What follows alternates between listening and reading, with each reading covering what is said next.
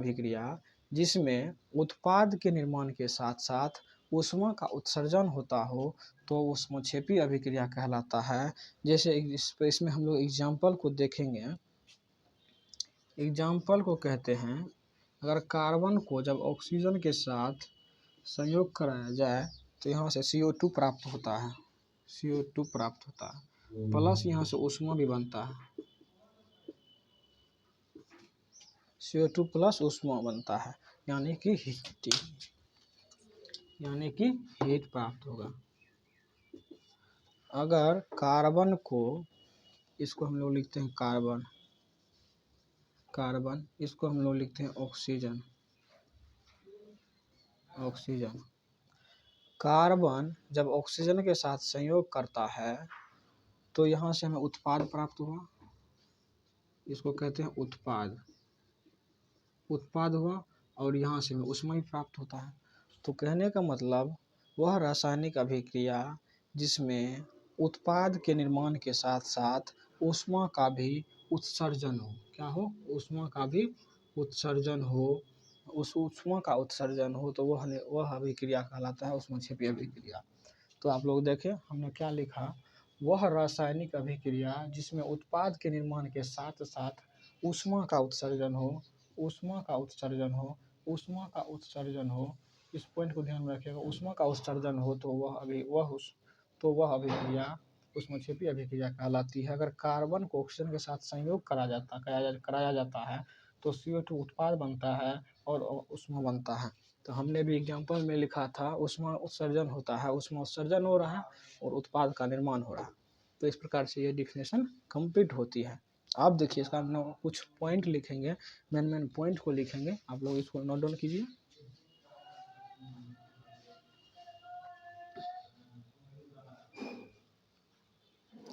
आप देखिए इसका हम लोग मेन पॉइंट लिखते हैं, मेन टॉपिक्स नोट्स के रूप में लिखते हैं, आप लोग नोट्स में लिखिएगा, इसका नोट्स लिखेंगे आप। ऊष्मक्षेपी अभिक्रिया यानी कि एक्सोथर्मिक रिएक्शन जो है ये किस पर आधारित है, देखिए अभी हम लोग बताएंगे। देखिए नोट लिखते हैं, नोट है नंबर 1, कहा जाता है शाक सब्जी पॉइंट नंबर 1 में है, शाक सब्जियाँ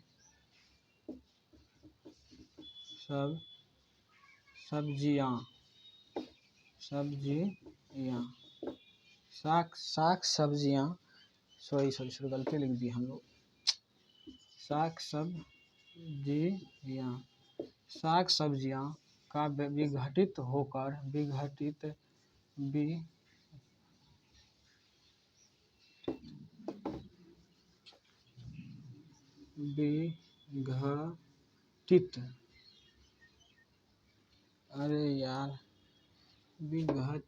तो होगा यार, तो और तो में अंत, विघटित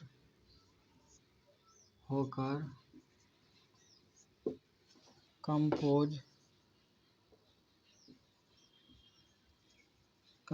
बनना भी ऊष्मक्षेपी अभिक्रिया है।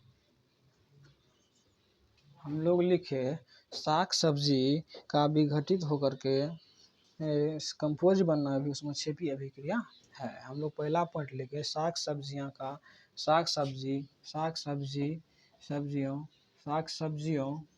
का विघटित होकर के कंपोज बनना, यानी कि कंपोज बनना भी ऊष्मक्षेपी अभिक्रिया है। अब देखिए दूसरा पॉइंट में हम लोग लिखते हैं, पॉइंट नंबर 2 में लिखेंगे एलपीजी यानी लिक्विड पेट्रोलियम गैस, एलपीजी यानी कि liquid petroleum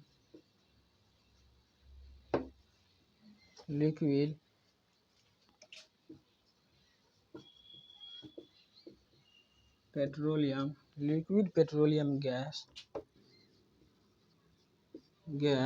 LPG liquid petroleum gas kerosene तेल जो हम लोग यूज करते हैं, kerosene CNG kerosene, CNG, diesel एवं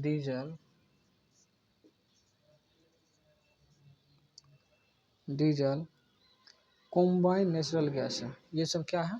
ये जो हम लोग लिखे हैं कॉम्बाइन नेचुरल गैस है। कॉम्बाइन नेचुरल गैस है, कॉम्बाइन नेचुरल गैस है इत्यादि।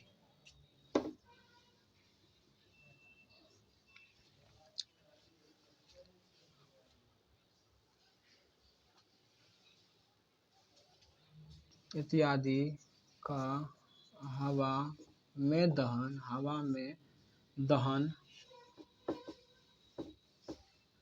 भी ऊष्मक्षेपी अभिक्रिया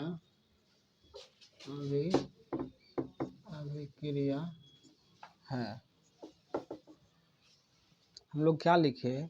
LPG यानी liquid petroleum gas, kerosene, CNG एवं डीजल, ये सब क्या है?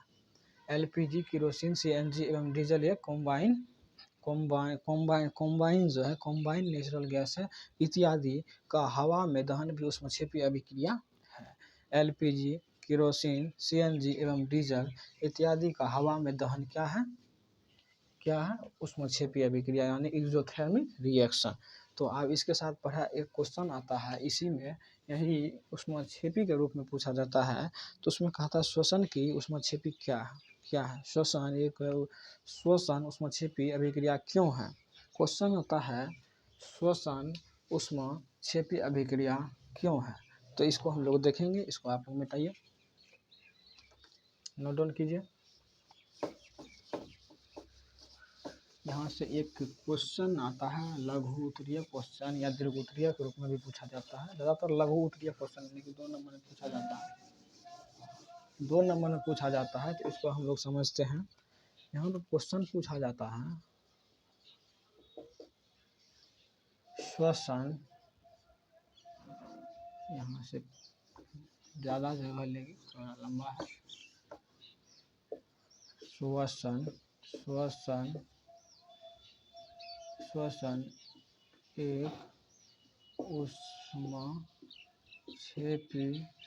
एक ऊष्मक्षेपी अभिक्रिया है। श्वसन एक ऊष्मक्षेपी अभिक्रिया है, ठीक है। श्वसन एक ऊष्मक्षेपी अभिक्रिया है, कैसे? यहाँ से हम लोग लगाएंगे कैसे, ठीक है। तो देखिए श्वसन एक ऊष्मक्षेपी अभिक्रिया है, उसको हम लोग समझेंगे कैसे। यहाँ से हम लोग लगा देते हैं कैसे, ठीक है। तो चलिए हम लोग समझते हैं। कहा जाता है श्वसन एक ऊष्मक्षेपी अभिक्रिया है। देखिए मानव, ये श्वसन कहाँ होता है? मानव में। ये श्वसन कहाँ होगा? ये श्वसन होगा मानव में, जीव जंतु में। देखिए श्वसन मानव में होता है, जीव जंतु हर लिविंग थिंग्स में ये श्वसन होती है, यानी कि सजीव जातियों में श्वसन की क्रिया होती है। अब देखिए श्वसन के दौरान हम लोग खाना खाते हैं, पानी पीते हैं। तो इसका जब खाना का पाचन होता है तो वह हमारे शरीर के हर एक कोशिकाओं के अंदर वह जो खाना हम लोग लेते हैं भोजन के रूप में, उससे भोजन को अनेक प्रकार के कणों में तोड़ दिया जाता है और हमारे शरीर के समस्त कोशिकाओं को उपलब्ध करा दिया जाता है। हमारे शरीर की समस्त कोशिकाओं को उस भोजन की कण को पहुंचा दिया जाता है, जिससे हमें ऊष्मा प्रदान होती है, जिससे हमारे शरीर में ऊष्मा प्रदान होती है, यानी कि एनर्जी प्राप्त होती है, हीट प्राप्त होती है। और यह वह हीट से अभिक्रिया करके, देखिए अभी इसको फुल डिटेल्स में लिखाएंगे। चलिए इसको लंबा है तो हम लोग इसको लिखते हैं।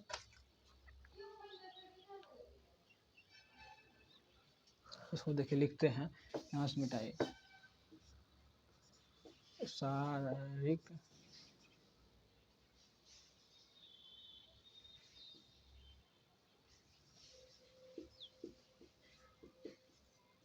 शारीरिक कार्यों को संपादित करने के लिए, शारीरिक कार्यों को संपादित करने के लिए, शारीरिक कार्यों को संपादित करने के लिए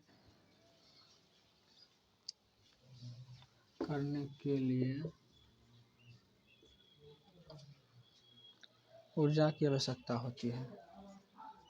ऊर्जा की आवश्यकता होती है।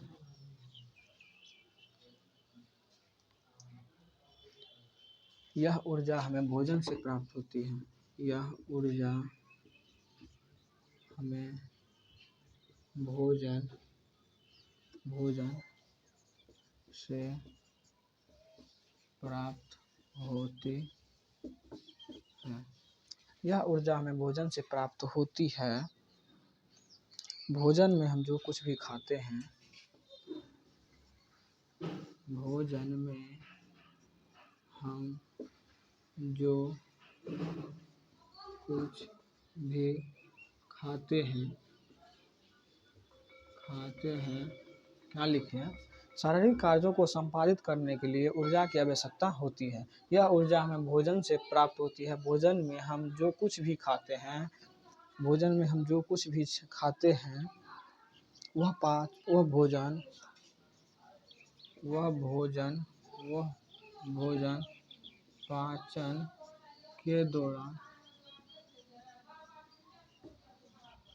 वह भोजन पाचन के दौरान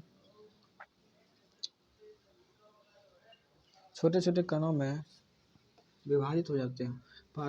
भोजन के दौरान छोटे छोटे कणों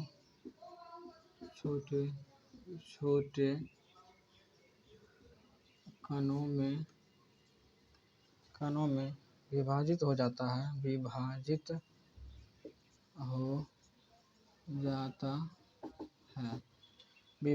जाता है और फिर हमारे शरीर की समस्त कोशिकाओं को उपलब्ध कराया जाता है। और फिर हमारे शरीर की समस्त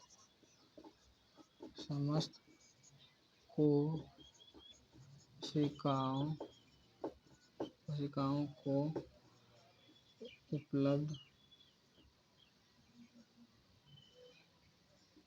उपलब्ध करा दिया जाता है। ये छोटे छोटे कण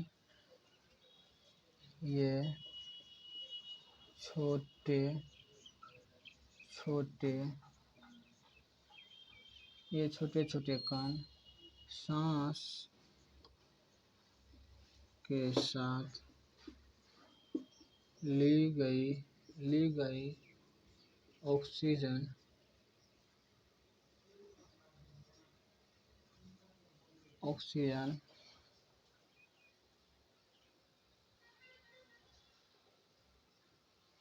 से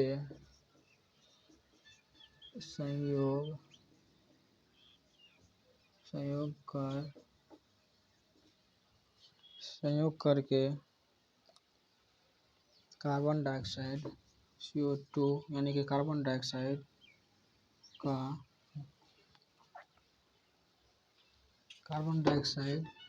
एवं जल यानी कि वाटर का निर्माण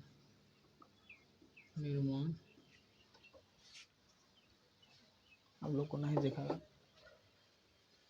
सॉरी यहाँ से नहीं दिख रहा है, यहाँ से नहीं दिखेगा आप लोग ऑक्सीजन।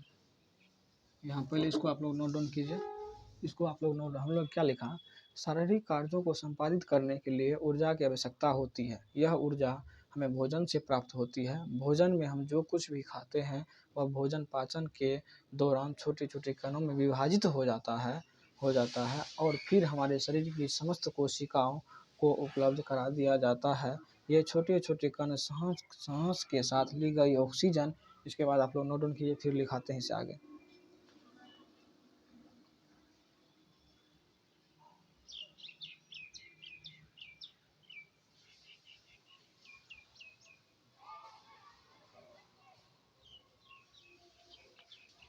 देखिए अब इसको हम लोग मिटाते हैं यहाँ से, 2-3 लाइन मिटा ही देते हैं, आप लोग लिख लिए होंगे। देखिए यहाँ से अब आ जाता है ऑक्सीजन तक लिखेंगे, ऑक्सीजन लिखे थे, ऑक्सीजन के संयोग से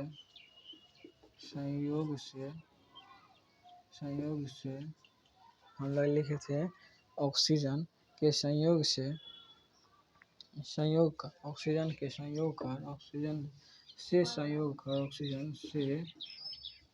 कर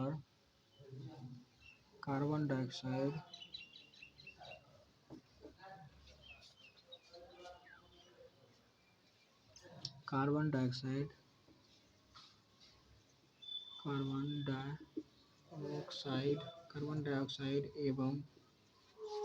डाइऑक्साइड एवं जल यानी कि वाटर का निर्माण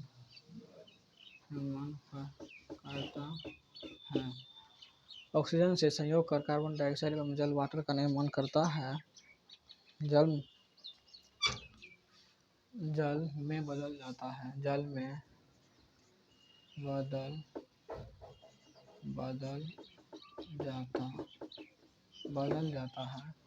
में बदल जाता है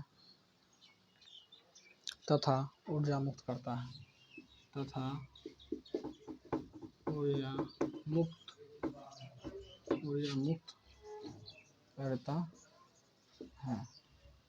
मुक्त करता है।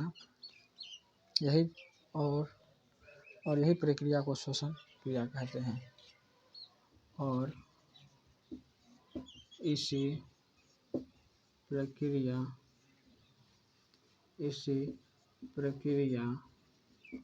को श्वसन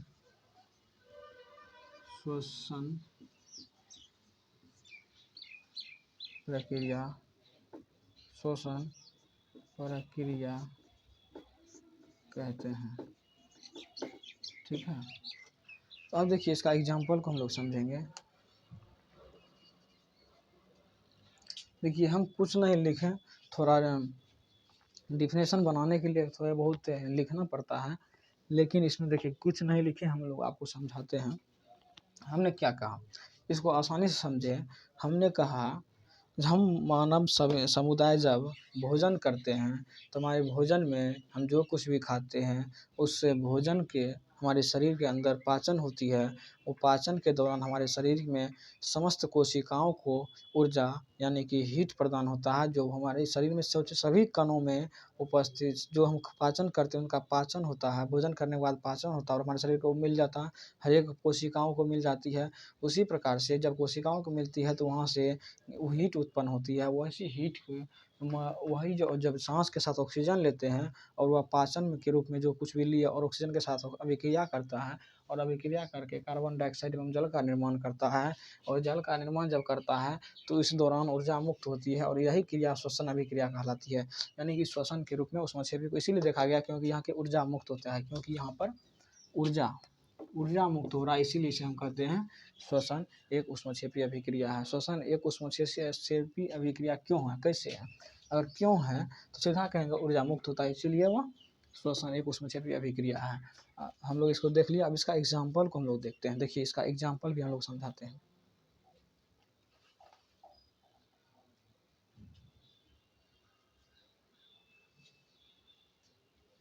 देखिए C6 इसका एग्जाम्पल है, C6H12O6 plus 6O2 plus 6H2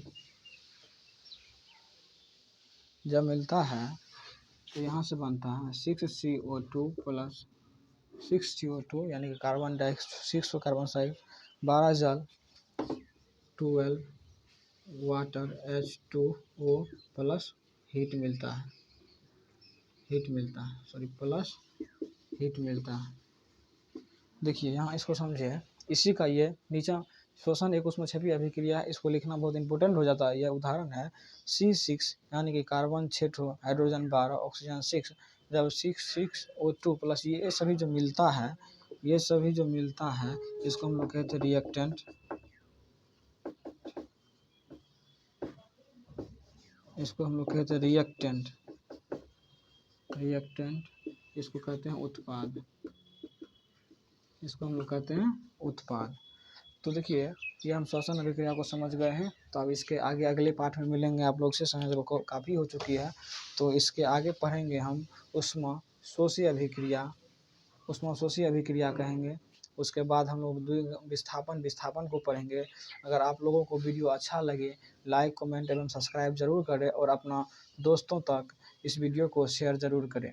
इस वीडियो को शेयर ज़रूर करें जिसको यह ज़रूरी है। क्लास 10th साइंस चैप्टर 1 अभी चल रही है। बहुत दिनों 2-4 दिनों में ख़त्म हो जाएगी। फिर चैप्टर 2 फिजिक्स पढ़ाएंगे, फिर बायोलॉजी पढ़ाएंगे, फिर मैथ भी पढ़ाएंगे। आप लोग को क्लास 10th की हर एक सब्जेक्ट के यहाँ अवेलेबल करवाऊँगा और हर एक चैप्टर का हर एक तरह से नोट्स, हैंड रिटन नोट्स बिल्कुल एनसीईआरटी पैटर्न के साथ आप सभी को पढ़ाया जाएगा। अगर आप लोग को अच्छा लगे तो इसी तरह प्यार दुलार बरसाते रहें और उस लाइक कमेंट ज़रूर करें जिससे कि मैं मोटिवेट हो सकूं। तो चलिए मिलते हैं आप लोग को अगले क्लास में यानी कि पार्ट 3 में। ये पार्ट 2 था, पार्ट 1 हो चुका था, आज पार्ट 2 है और कल पार्ट 3 होगी। इसी प्रकार से रेगुलर क्लास चलेगी। देखिए बच्चों से बोल रहा है कि सर एक शायरी हो जाए। तो देखिए कहते हैं, चलिए शायरी बता ही एक देता हूँ क्योंकि क्लास के अंतिम में आपने पूछा है, नहीं तो क्लास के बीच में पूछता तो मैं नहीं बताता। देखिए कहते हैं, अपने मंजिल को भुला कर जिया तो क्या जिया। कहते हैं अपने मंजिल को भुला कर जिया तो क्या जिया है दम तुझ में तो उसे पा कर दिखा। कहते हैं अपने मंजिल को भुला कर जिया तो क्या जिया है अगर तुझ में दम तो उसमें पा कर दिखा। लिख दे अपने खून से कामयाबी की कहानी, लिख दे अपने खून से कामयाबी की कहानी और बोल उन किस्मत को है तुझ में दम तो मिटा के दिखा। जय हिंद, जय भारत। इसी के साथ चलिए आज की क्लास को समाप्त करते हैं। मिलते हैं पार्ट 3 में, रासायनिक अभिक्रिया के पार्ट 3 में। चलिए थैंक यू।